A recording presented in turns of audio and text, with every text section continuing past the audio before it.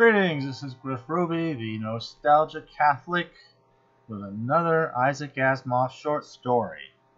And this one makes its initial appearance in a rather unusual publication called Interview, which, as you can see, is a physically very large magazine.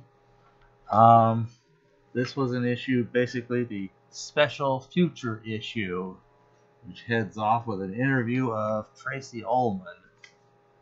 So, apparently she's had quite an interesting career, but that's not what we're concerned with now.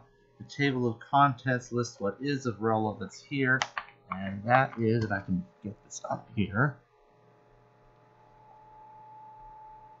is Fiction, Goodbye to Earth by Isaac Asimov, and then this is the rather humorous part. It says page 62. What's wrong with that?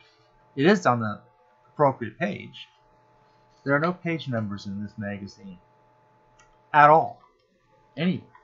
There are no page numbers. You just have to count in 62 pages to get to the story.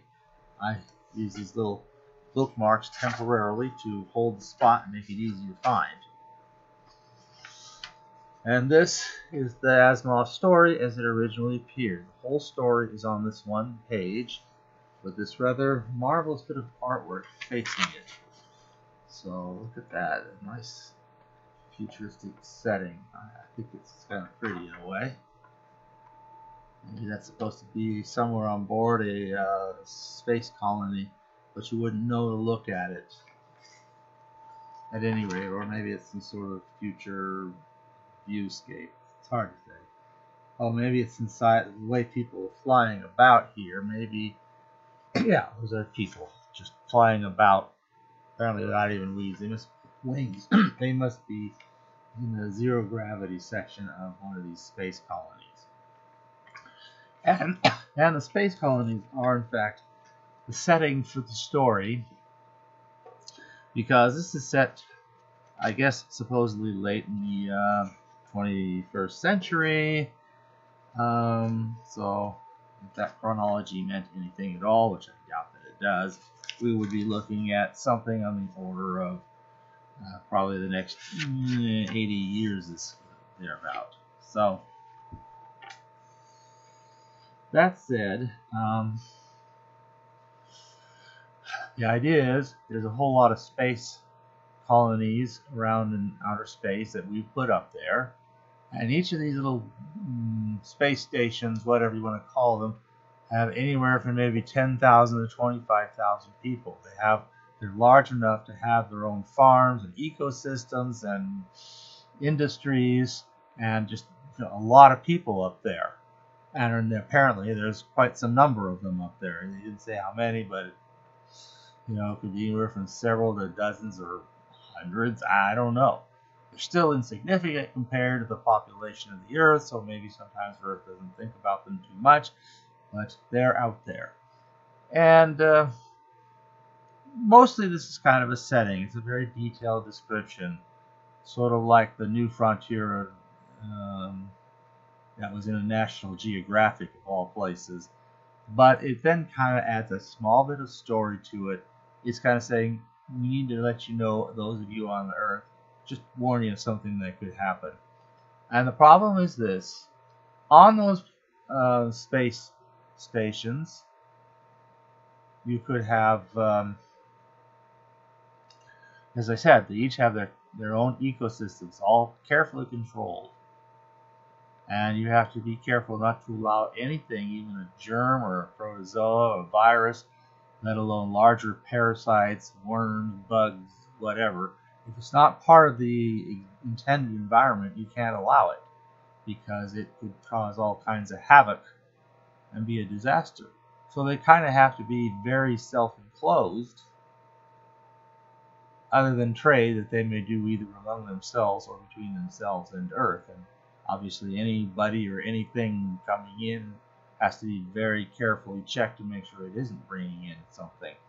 Well, problem is, as they're in space and they're becoming increasingly independent of the Earth in many ways, but there is this trade aspect, and I'll bring that back up a little later on. there's an increasing, I don't know, dislike, hatred, or contempt of those on Earth whose bodies are full of all kinds of disease, germs, and other organisms that they have to be careful not to allow in. We're disease-ridden animals, flea-bitten varmints, I guess, to them who of space have only what they're supposed to have, biologically speaking, and furthermore might not be immune to and or prepared for some of the bugs we carry. So that said, we got a problem. What are they going to do? Well, they might just decide to leave. I guess they'd go scattering to different parts of the galaxy. If they do so scatter, trade amongst these colonies might be very difficult to continue or establish. The idea is that maybe someone or another of them going out in the universe may find an Earth-like planet to disembark and colonize. Well, anything's possible. So that said, that's the idea, that's the concern. But hey, we can always send up more new ones, and then eventually they may do the same thing. And as I think on this, they might not all, because as I just mentioned, they also do lots of trade, not only with themselves and Earth, but also each other. If they scatter, there are opportunities for trade, either with Earth or with each other. They come to be either extremely limited or altogether over with. I guess if 2 or 3 were to go to the same neighborhood of space, they might be able to establish something among themselves. I don't know. So I'm not sure how realistic that is, but it's an interesting thing. Well, I guess we of Earth could be consoled with the idea that as they leave, at least we might be colonizing the galaxy. And I guess that means we're on our way to a galactic civilization, tens of thousands of years hence. Yeah, who knows? Maybe there'll be a need for a foundation beyond that. Well, I guess that's supposed to console us. Unfortunately, there's not a whole lot of story to this thing. Yeah. It's mostly a description of this place, how they run things, how things are. You even get a little bit about being able to do exotic gymnastics and stuff in zero gravity, which because they do their gravity by simple rotation, you just where you are, you can change how much gravity you got, or even go to a zero gravity part of the space station. It is what it is. So it's not one of the more imagined stories. Like, it's not a whole lot of story.